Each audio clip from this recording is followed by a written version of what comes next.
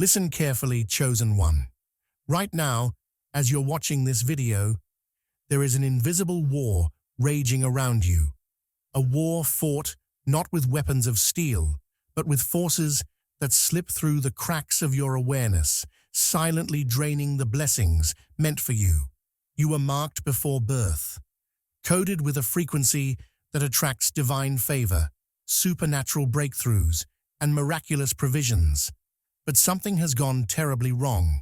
The downloads aren't arriving. The doors aren't opening. The people who should recognize you are walking past you blind. This isn't coincidence. This isn't bad luck. 7 hidden forces, ancient, intelligent, and strategic, have positioned themselves between you and your destiny.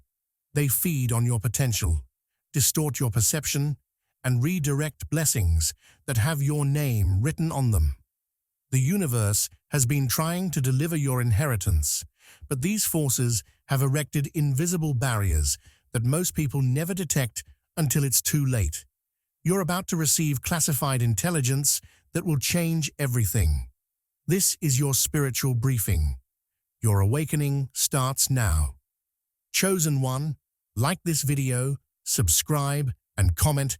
I am ready for a powerful surprise.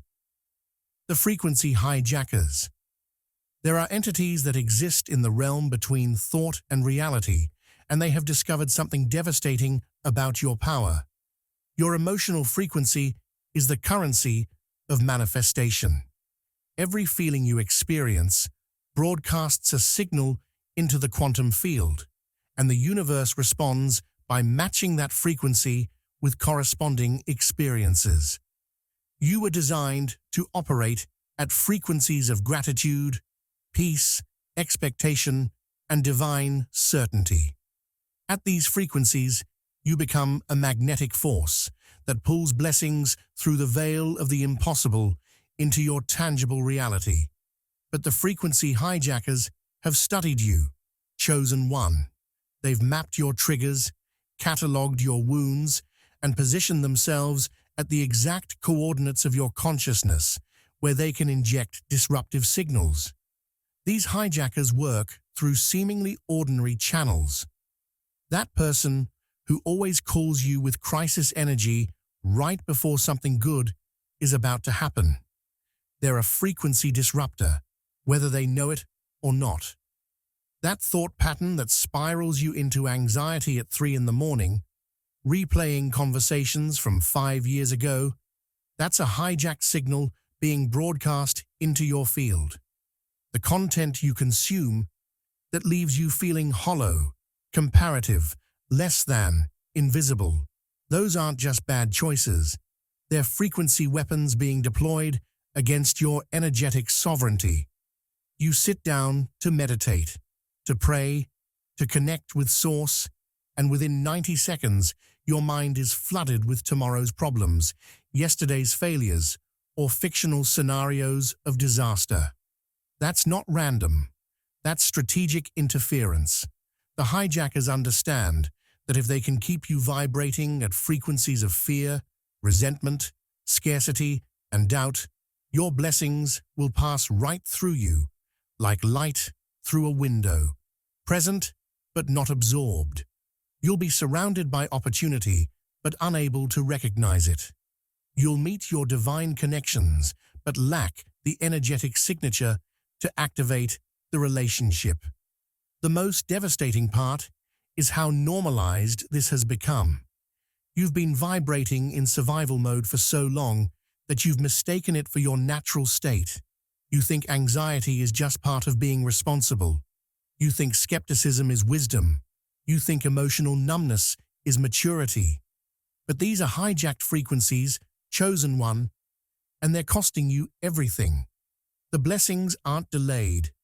They're bouncing off a field that's been contaminated.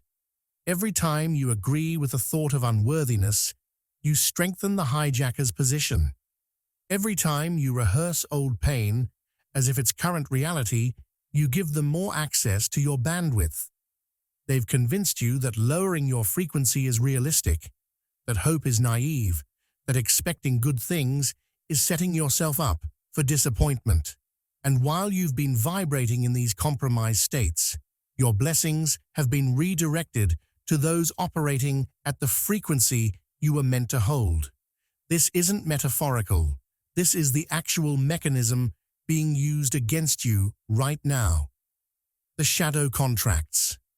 Before you understood the rules, you signed agreements, not with ink and paper, but with words spoken in desperation, with vows made in moments of pain, with silent acceptances of labels and limitations others projected onto you. These are shadow contracts, and they're currently running in the background of your life like malware, executing commands you never consciously approved. When you were rejected, and you said to yourself, "I'll never let anyone hurt me like that again," you signed a contract that now blocks intimate connection. When you failed, and you declared, "I'm just not the type of person who succeeds at this," you created an identity binding that your subconscious now enforces with ruthless efficiency. When someone in authority told you, "People like you don't get to have that," and some part of you believed them, you entered into an agreement that your soul is still honoring. Shadow contracts are more binding than legal documents because they're written in the language your subconscious speaks: emotion, imagery, and repetition. They don't expire unless you actively terminate them, and most people don't even know they exist. You wonder why you self-sabotage right before breakthrough. You wonder why the same patterns repeat with different people in different cities, wearing different faces, but speaking the same lines. It's because you're being held to contracts you signed in the dark. The universe wants to bless you, but these agreements create legal barriers in the spiritual realm. Your soul is being held to terms and conditions you accepted when you didn't know your power. Some of these contracts weren't even yours originally. You inherited them. When your parents said, "Money doesn't grow on trees," 5,000 times, you signed an agreement that prosperity requires suffering. When your family treated success as a betrayal of your roots, you contracted to stay small, to stay loyal. When your culture taught you that desire is dangerous and ambition is ungodly, you agreed to amputate the parts of you that reach for more. These ancestral contracts run deep, enforced not just by your psychology, but by the entire system of people and circumstances that benefit from your limitation. Your staying stuck keeps other people comfortable. Your freedom would require them to confront their own cages. The most insidious contracts are the ones formed through trauma bonds. When you survived something painful alongside someone, your nervous system can create an agreement that you need that person or that situation to feel alive. Chaos becomes your baseline. Drama becomes your proof of significance. You form contracts with suffering itself, agreeing that growth must be painful, that good things don't last, that peace is boring. And so your subconscious faithful servant that it is, keeps recreating the circumstances that honor these contracts. It's not trying to hurt you. It's trying to keep you safe by keeping you consistent with your identity. But that identity was formed in darkness, and it's blocking every blessing that requires you to be someone new. The energy vampires in disguise. They don't look like enemies. They look like friends, family, colleagues, even mentors. They speak the language of care while systematically draining the life force you need to reach your next level. Energy vampires are not always conscious of what they're doing. In fact, the most dangerous ones genuinely believe they have your best interests at heart. They're the ones who ask, "Are you sure that's realistic?" right after you share your vision. They're the ones who need you to process their crisis every single time you're on the verge of something good. They're the people whose presence leaves you feeling heavier, cloudier, like someone dimmed the lights in your soul. But because they're familiar, because history and loyalty and shared trauma bond you to them, you keep giving them access to your energy field. These vampires have an uncanny ability to sense when you're about to level up. It's almost supernatural how they reappear right before your breakthrough, how they suddenly need you urgently, how they create emergencies that pull your focus back to their orbit. This isn't paranoia, chosen one. This is a documented energetic phenomenon. When you begin to vibrate at higher frequencies, people who are attached to the old version of you will unconsciously work to pull you back. Your expansion threatens the equilibrium of every relationship that was built on your limitation. They don't want you to fail. They want you to stay familiar. But in the realm of destiny, familiar equals fatal. The disguise is what makes them so dangerous. The vampire doesn't wear a cape and fangs. It wears the face of your best friend who subtly undermines you with jokes. It's your parent who says they're proud of you, but somehow you always feel smaller after talking to them. It's the partner who supports your dreams in words, but creates chaos in action. It's the colleague who asks you for help, but never celebrates when you win. These people aren't villains in their own stories. They're often wounded, unconsciously operating from scarcity, threatened by your light, because it illuminates their own unrealized potential. But their wounds are creating hemorrhages in your energy system, and if you don't stop the bleeding, you'll never have the strength to reach what's waiting for you. What makes this force particularly devastating is the guilt they've programmed into you. You feel selfish for wanting boundaries. You feel cruel for saying no. You feel obligated to sacrifice your peace, to manage their emotions. They've convinced you that love means absorption, that loyalty means suffering together, that distance equals abandonment. But here's what they're not telling you. Their attachment to you isn't love, it's need. They're not supporting you, they're feeding from you. And every hour you spend in their energy is an hour you're not spending in alignment with your purpose. The blessings meant for you are looking for someone with a full tank, not someone running on empty because they're powering everyone else's lives. The stronghold of unforgiveness. There is a weight you carry that has nothing to do with your body, a prison you live in that has no physical walls. Unforgiveness is not just an emotion.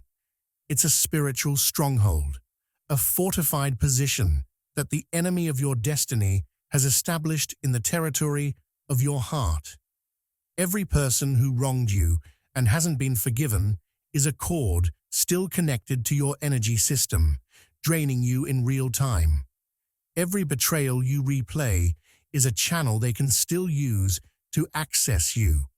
Every grudge you hold is a room in your soul where blessings cannot enter because the space is occupied by rage, by bitterness, by the phantom presence of those who hurt you years ago. You think you're holding them accountable. Actually, you're holding yourself hostage. The cosmic law is brutal in its simplicity. Unforgiveness blocks circulation. Blessings flow through open channels, but resentment creates clots in the spiritual arteries. You're asking God, the universe, source, to release your breakthrough, but you're simultaneously refusing to release the people who hurt you. You want freedom, but you're clutching the chains. The irony is suffocating. The person you won't forgive is probably thriving, unaware that you're still sacrificing your peace on the altar of what they did a decade ago. They moved on. You're still staging the trial. They're sleeping peacefully. You're up at night reviewing evidence. They took something from you once. Your unforgiveness gives them permission to keep taking from you every single day. This stronghold has fortified walls built from justified anger. Everything you feel about what happened is valid. You're not wrong about what they did. But rightness isn't the same as freedom, and validation isn't the same as healing. The stronghold feeds on your need to be vindicated, to have the story told correctly, to make them understand what they did. But that day may never come, and while you wait for it, your blessings are piling up at a door you've locked from the inside. Forgiveness isn't about them deserving release. It's about you deserving freedom. It's not saying what happened was okay. It's saying you refuse to let what happened have permanent jurisdiction over your future. The most painful aspect of this force is that it makes you feel powerful when actually it's draining your power. Holding a grudge feels like strength. Planning revenge feels like taking control. Refusing to forgive feels like maintaining dignity. But these are illusions. Real power is walking away with your energy intact. Real control is choosing who gets to occupy space in your consciousness. Real dignity is living well despite what they did, not because of punishment they received.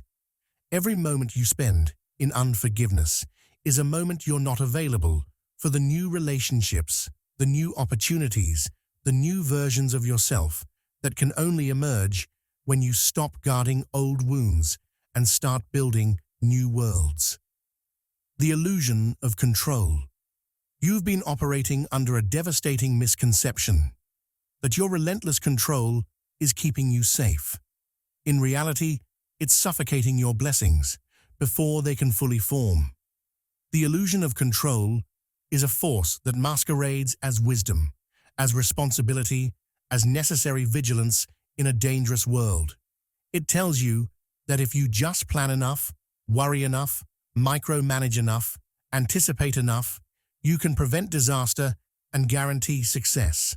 But what you've actually created is a life where nothing unexpected can enter, including the miracles that were never supposed to make logical sense. You're gripping so tightly to the life you can predict that you're choking out the life you're meant to live. This force operates through the voice in your head that says, "Trust no one but yourself." It's the anxiety that spikes when plans change, the panic that rises when you're not steering every detail, the inability to delegate because no one will do it right, the exhaustion of carrying responsibilities that were meant to be shared. Control is a false god that demands constant sacrifice. Your peace, your spontaneity, your ability to receive help, your capacity to be surprised by goodness. You pray for blessings, but you've scheduled every moment. You ask for provision, but you can't rest until you've secured 17 backup plans. You want divine intervention, but you won't release the outcome long enough for the divine to intervene. The tragic irony is that this force was born from real trauma. Something happened that made you feel powerless, and you made a vow: never again. You decided that if you controlled everything, you could never be hurt, disappointed, abandoned, or betrayed again. But control is not protection. It's a cage. It keeps out pain, but it also keeps out connection. It prevents loss, but it also prevents gain.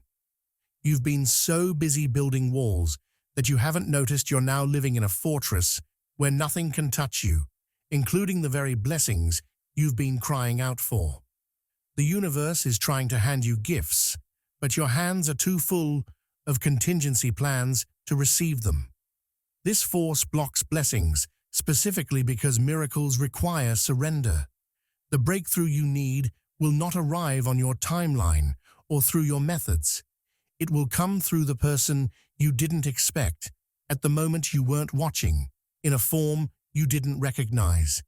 But you can't control your way into divine orchestration. You can't micromanage your way into supernatural favor. The blessings that will change your life are the ones you could never engineer yourself, which means receiving them requires you to release your death grip on outcomes and trust the intelligence that created you. But the illusion of control has convinced you that trust is weakness and surrender is failure. And so you stand at the door of your destiny, refusing to open it because you can't see the entire staircase. The contaminated inner circle. Your destiny has a guest list, and not everyone who's currently in your life was invited. The contaminated inner circle is one of the most overlooked forces blocking your blessings, because these are the people you've chosen, the relationships you've invested in, the tribe you call family. But proximity doesn't equal alignment, and history doesn't equal destiny. You've been sharing your vision with people who don't have the capacity to see it. You've been seeking counsel from people who are still stuck where you're trying to leave. You've been celebrating with people who secretly resent your wins. And every time you open your mouth in the wrong room, you give away the energy and clarity meant to fuel your next level. The contamination happens slowly, almost imperceptibly. These aren't obviously toxic people. They're just not your people for this season. They have vision for who you were, but no imagination for who you're becoming. They speak the language of the level you're leaving, and every conversation requires you to translate yourself, to diminish yourself, to explain yourself in ways that drain the potency of what you're building. You leave their presence feeling cloudy, second-guessing what was crystal clear before you sought their input. They're not pouring into you, they're poking holes in you, and you keep going back because you confuse loyalty with self-betrayal, because you're afraid of outgrowing people, because you don't want to admit that some relationships have expired. The inner circle determines the altitude of your life. You cannot rise higher than the ceiling of the lowest consciousness you consistently engage with. If your closest relationships are rooted in complaint, limitation, fear, and smallness, those frequencies will normalize in your system, no matter how much personal development work you do alone. You'll leave the conference inspired. Return to your circle, and within 48 hours, you'll be vibrating at their level again. This isn't judgment, it's physics. Energy seeks equilibrium. If you're trying to operate at a frequency of abundance and expansion, but your inner circle operates at frequencies of scarcity and contraction, you'll experience constant dissonance that exhausts your system and dilutes your power. The most difficult truth about this force is that removing people from your inner circle feels like a death. These might be people who were there during your darkest hour, people you've known your entire life, people you genuinely love. But love and alignment are not the same thing. You can honor what they meant to you while accepting they're not meant for where you're going. The blessings being blocked right now require you to move differently, speak differently, think differently, and you cannot become someone new while surrounded by people who need you to stay the same. The contaminated inner circle isn't evil. They're just not coded for your next chapter. And every day you pretend otherwise is another day your blessings are redirected to someone who's protected their inner circle with ruthless discernment. The imposter warfare. There is a voice that speaks with your tone, uses your vocabulary, and operates from inside your own mind, but it is not you. This is the imposter, and it has been running a covert operation against your destiny since you first glimpsed your true potential. It whispers in the language of realism, but traffics in limitation. It poses as protection, but functions as sabotage. It convinces you that you're not qualified, not ready, not chosen, not enough. And it does this with such familiarity that you've mistaken its voice for your own intuition. The imposter warfare is the internal force that blocks your blessings by keeping you from claiming the identity required to receive them. This warfare is sophisticated. The imposter doesn't say, "You're worthless." That would be too obvious. Instead, it says, "Who do you think you are?" It doesn't say, "Give up." It says, "Let's be realistic about your limitations." It doesn't say, "You'll fail." It says, "Remember what happened last time." It uses your past as evidence against your future. It weaponizes your mistakes as proof of your identity. It takes the temporary and makes it permanent, the situational and makes it systemic, the experience and makes it essence. You failed once. The imposter declares you're a failure. You were rejected once. The imposter declares you're rejectable. You struggled once. The imposter declares struggle is your destiny. The imposter has perfect timing. It waits until you're standing at the edge of breakthrough, and then it floods your system with doubt. You're about to launch something. The imposter catalogs every person who's launched and failed. You're about to step into leadership. The imposter replays every moment you weren't chosen. You're about to receive love. The imposter reminds you of every time you were left. It knows exactly which memories to resurrect, which insecurities to trigger, which fears to amplify. And because its voice sounds so much like yours, you obey it. You shrink back. You self-disqualify. You take yourself out of the running before anyone else can. And you call this wisdom. But it's not wisdom. It's warfare. The blessings being blocked by this force are the ones that require you to operate from your true identity as chosen, called, anointed, capable, and worthy. But the imposter has convinced you that humility means agreeing with every negative thought about yourself. It's convinced you that confidence is arrogance and that claiming your power is delusion. And so you keep showing up as a diminished version of yourself, apologizing for your existence, qualifying every gift, downplaying every win, and wondering why the blessings that require boldness keep passing you by. The imposter's greatest victory is not making you quit. It's making you participate in your own disqualification while believing you're just being honest about your limitations. You now see what most will live their entire lives blind to: the invisible architecture of blockage built around your destiny. These 7 forces haven't been operating alone. They've been working in coordination, a strategic alliance designed to keep you powerful enough to survive, but never powerful enough to thrive.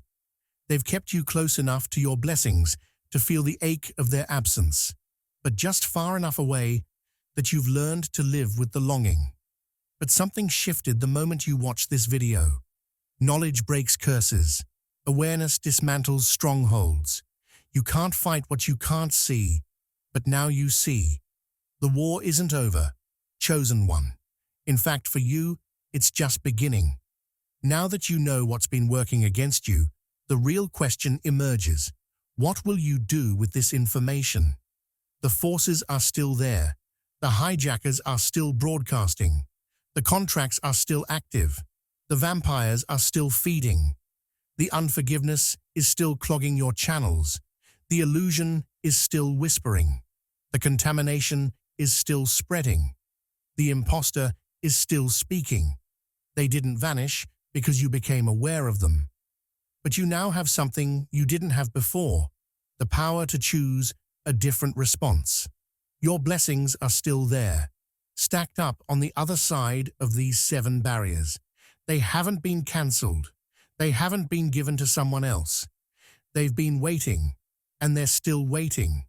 The universe doesn't give up on you just because you've been blocked, but it also won't force open what you keep locked. The next move is yours. This is your moment to decide. Will you stay comfortable with the familiar blocks, or will you do the uncomfortable work of removing them? Your destiny is watching. Your future self is waiting. And somewhere in the realm beyond what you can see, your blessings are ready to flood through the moment you clear the channel. What happens next is up to you.